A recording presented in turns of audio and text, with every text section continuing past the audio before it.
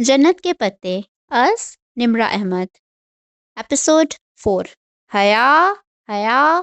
जैसे भी घर घर में दाखिल हुई, लाउंज में बैठे सुलेमान साहब तेजी से इसकी तरफ आए। इनके चेहरे पर गैज़ और गज़ब छाया था। वो डर कर पीछे हटी। तभी फोन की घंटी बजी। ये वीडियो तुम्हारी है? तुम तुम मुजरे करती हो? रुहेल जो सोफे पर बैठा था एकदम उठा और बहुत सी सीढ़ीज इसकी तरफ उछाली। वहां सब मौजूद थे।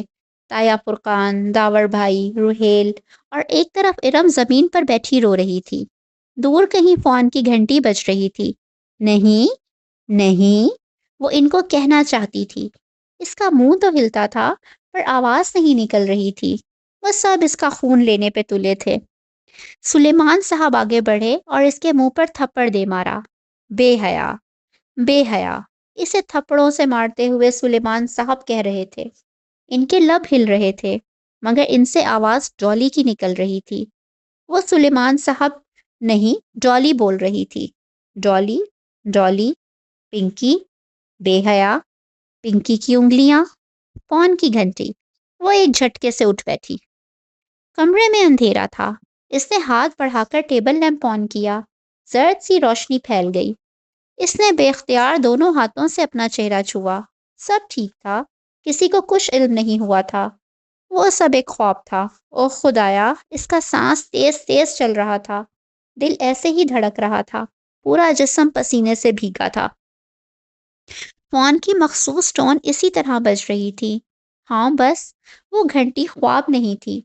इसने साइड टेबल से मोबाइल उठाया और चमकती स्क्रीन को देखा। Private number calling. और फिर इसने फोन कान से लगाया। मेजर अहमद, मैं आपके ऑफिस आकर रिपोर्ट करवाने मेजर अहमद, मैं आपके ऑफिस आकर रिपोर्ट दर्ज करवाने के लिए तैयार हूँ। कल सुबह 9 बजे मेरे घर की बैक साइड पे मौजूद ग्राउंड के एंट्रेंस पे गाड़ी भेज दीजिएगा। शार्प। ओके। इसे फातिहाना लहजा सुनाई दिया। इसने आहिस्ता से फोन बंद कर दिया।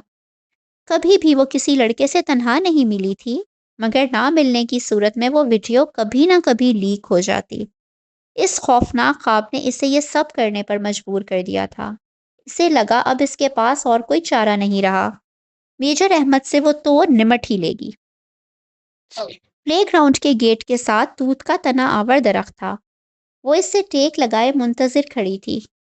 सुर्ख ए लाइन कमीज, चूड़ीदार पजामा, ऊपर स्टाइलिश सा सुर्ख स्वेटर, जिसकी लंबी आस्तीन हथेलियों को ढांपकर उंगलियों तक आती थी, और कंधों पर ब्राउन छोटी सी स्टोल नुमा शॉल। लंबे बाल पीछे कमर पर गिर रहे थे। सर्दी और धुंध में वो मुस्तरिब सी खड़ी थी। इरम यार, जारा इसने किसी को इरम या जारा इसने किसी को भी नहीं बताया था। ये खतरा इसको अकेले मोल लेना था।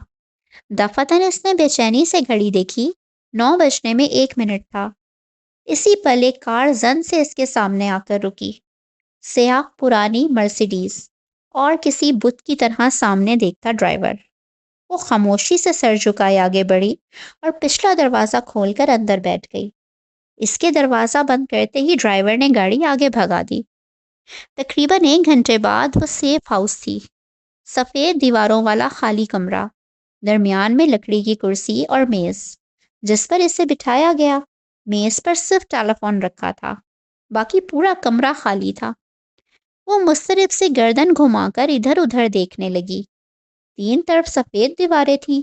इनमें से एक दीवार में वो दरवाज़ा था जहाँ से वो आई थी।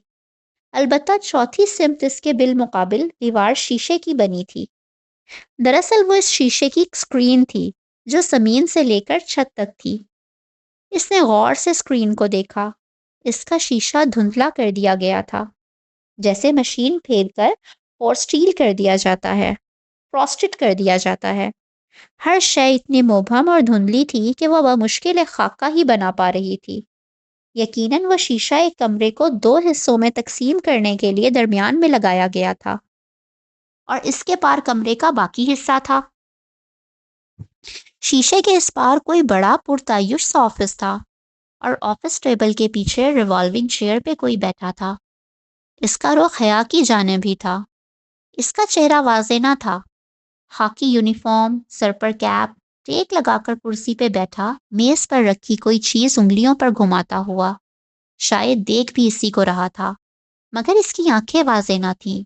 واضح تھی تو بس ایک چیز، اس آفیسر کے گندمی چہرے کے دائیں طرف والے آدھے حصے پر ایک بدنماسی کالک، جیسے آدھا چہرہ جھلس گیا ہو۔ دفعتاً وہ شخص آگے کو جھکا اور میز سے کچھ اٹھا کر کان سے لگایا، غالباً فون کا ریسیور۔ ٹرن ٹرن، یک دم حیا کے سامنے میز پر رکھا فون بجنے لگا۔ وہ چونکی، فون مسلسل بج رہا تھا۔ کیا وہ شخص اسے کال کر رہا تھا؟ اس نے دھڑکتے دل سے ریسیور اٹھایا اور کان سے لگایا۔ ہیلو، السلام علیکم مس حیا سلیمان، دس از میجر احمد۔ وہی بھاری، نرم گرم سا خوبصورت لہجہ۔ وعلیکم السلام۔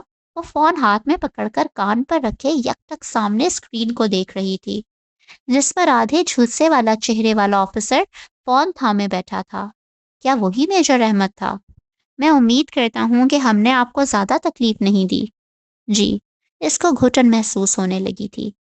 میرے سامنے لیپ ٹاپ پر سسٹم کھلا ہوا ہے، مجھے کلک کرنا ہے اور آپ کی ویڈیو صفائی ہستی سے ایسے مٹ جائے گی جیسے کبھی بنائی ہی نہیں گئی تھی۔ دیوار کے پار دھندلے منظر میں بیٹھے آفیسر کے سامنے بھی لیپ ٹاپ کھلا پڑا تھا۔ تو وہ میجر احمد تھا، وہ سامنے کیوں نہیں آتا تھا؟ اور شہر کے ایک ایک بندے سے میں یہ ویڈیو نکلوا چکا ہوں۔ بولیں حیا، میں کلک کر دوں اور وہ رپورٹ، سمجھیں وہ درج ہو گئی؟ اسے لگا وہ مسکرایا تھا۔ مگر آپ نے کہا تھا کہ مجھے رپورٹ کے لیے غلط کہا تھا، ایکسکیوز بنایا تھا۔ بعض اوقات بہانے بنانے پڑتے ہیں، تب جب مزید صبر نہیں ہوتا، سمجھی؟ فون کو جکڑا، اس کا ہاتھ پسینے میں بھیگ چکا تھا۔ یہ شخص اتنی عجیب باتیں کیوں کر رہا تھا؟ آپ کلک کر دیں، بامشکل وہ کہہ پائی۔ وہ شخص جھکا، شاید بٹن دبانے، اور پھر واپس پیچھے ہو کر بیٹھ گیا۔ کر دیا۔ اوہ تھینک یو میجر احمد، اس کا گلا رونتنے لگا۔ ایک بات پوچھوں؟ جی۔ کیا یہ ویڈیو جعلی تھی؟ نہیں، تھی تو اصلی۔ تو آپ اتنا ڈر کیوں رہی تھیں؟ ظاہر ہے یہ ہماری فیملی ویڈیو تھی، اور شادیوں پر ڈانس کی ویڈیو ہم نہیں بنواتے۔ کیوں؟ وہ پے در پہ سوال کر رہا تھا۔ کیا مطلب کیوں؟ شادیوں کی ویڈیو سرکولیٹ ہوتی ہیں ہر جگہ، کیا اچھا لگتا ہے ہمارے ڈانس کی ویڈیو پرائے لوگ دیکھیں؟ مگر پرائے لوگ لائیو تو دیکھ سکتے ہیں۔ غالباً اس ویڈیو میں مجھے ویٹرز، مووی میکر اور ڈی جے نظر آ رہے تھے، وہ بھی تو پرائے مرد ہیں نا۔ میں سمجھ نہیں پایا کہ اگر آپ اس طرح رقص کرنے کو صحیح سمجھتی ہیں تو ویڈیو کے باہر نکلنے پر پریشان کیوں ہیں؟ میں آپ کے سامنے جواب دے نہیں ہوں، وہ درستی سے بولی۔ ٹھیک کہا آپ نے۔ خیر، ایک اور بات پوچھوں؟ پوچھئے۔ اب کہ اس کی آواز میں اجنبیت در آئی تھی۔ کبھی آپ کے لیے کوئی جنت کے پتے توڑ کر لایا ہے؟ ہم دنیا والوں نے جنتیں کہاں دیکھی ہیں میجر احمد؟ اس کے چہرے پر تلخی رقم تھی۔ تبھی تو ہم دنیا والے جانتے ہی نہیں ہیں کہ جنت کے پتے کیسے دکھائی دیتے ہیں۔ کبھی کوئی آپ کو لا کر دے تو انہیں تھام لیجئے گا، وہ آپ کو رسوا نہیں ہونے دیں گے۔ اس کے چہرے کی تلخی سکوت میں ڈھلتی گئی۔ کون تھا اس بار؟ آپ سن رہی ہیں؟ ہاں جی جی۔ وہ چونک کر سنبھلی۔ میں چلتی ہوں۔ وہ ریسیور کان سے ہٹانے ہی لگی تھی کہ وہ کیا اٹھا۔ ایک منٹ، ایک آخری سوال کرنا ہے مجھے۔ وہ اٹھتے اٹھتے واپس بیٹھ گئی۔ جی پوچھئے۔ آپ مجھ سے شادی کریں گی؟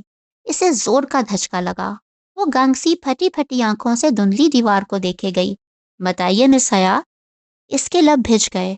حیرت اور شوق پہ غصہ غالب آ گیا۔ مس حیا نہیں، مسز حیا۔ ایک ایک لفظ چبا چبا کر بولتی وہ پرس تھام کر اٹھی۔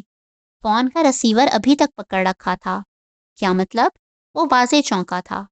افسوس کہ میرے بارے میں اتنی معلومات رکھنے کے باوجود آپ میرے بچپن میں ہونے والے نکاح سے بے خبر ہیں۔ وہ نکاح جو میرے کزن جہان سکندر سے میرے بچپن میں ہی پڑھا دیا گیا تھا۔ میں شادی شدہ ہوں اور میرا شوہر ترکی میں رہتا ہے۔ اوہ، آپ کی وہ رشتہ دار فیملی جو کبھی پاکستان آئی ہی نہیں۔ جانتا ہوں۔ آپ کی پھپھو کا خاندان جو ذلت اور شرمندگی کے بارے اب شاید کبھی ادھر کا رخ نہیں کرے گا۔ آخر کارنامہ بھی تو بہت شرمناک انجام دیا تھا نا۔ ان کا انتظار کر رہی ہیں آپ؟ ارے بچپن کا نکاح تو کورٹ کی ایک ہی پیشی میں ختم ہو جاتا ہے۔ Shut up, just shut up major Ahmed, وہ چلائی۔ آپ کی ہمت بھی کیسے ہوئی یہ بات کرنے کی؟ ارے بھاڑ میں جائیں آپ اور آپ کی وہ ویڈیو۔ آپ بھلے اسے ٹی وی پر چلوا دیں، مجھے پرواہ نہیں۔ میرا ایک کام کرنے کی اتنی بڑی قیمت وصولنا چاہتے ہیں آپ؟ رہا جہان سکندر تو وہ میرا شوہر ہے اور مجھے بہت محبت ہے اس سے. اس کے علاوہ میری زندگی میں کوئی نہیں آ سکتا، سمجھے آپ؟ ریسیور واپس پٹکنے سے قبل اس نے سوگواریت بھرا کہکہا سنا تھا. پیر پٹک کر وہ دروازے کی جانب بڑھی.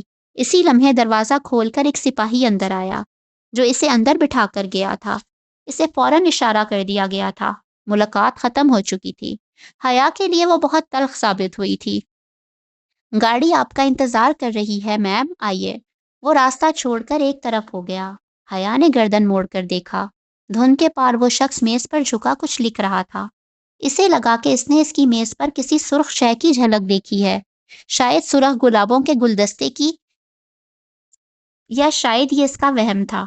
جس لمحے وہ اپنی پرانی کار کی پچھلی سیٹ پر بیٹھی تو کھلے دروازے سے سپاہی سے ایک سرخ گلابوں والا بوکے سے تھمایا. گو کہ اس کے ساتھ کوئی خط نہ تھا اور وہ پھول بھی ان سفید پھولوں سے قطعاً مختلف تھے. پھر بھی اسے یقین ہو گیا کہ وہ گمنام خطوط بھیجنے والا بھی میجر احمد ہی تھا اور وہ اسے بہت پہلے سے جانتا تھا. یہ جا کر اپنے میجر احمد کے منہ پر مارو. اس نے بوکے سپاہی کے بازوؤں میں پھینکا اور دروازہ کھٹاک سے بند کیا. گاڑی زن سے آگے بڑھ گئی. چلیں جی، ملتے ہیں نیکسٹ ویڈیو میں. تب تک اپنا خیال رکھیے گا اور چینل کو سبسکرائب کرنا نہ بھولیے گا. اللہ حافظ.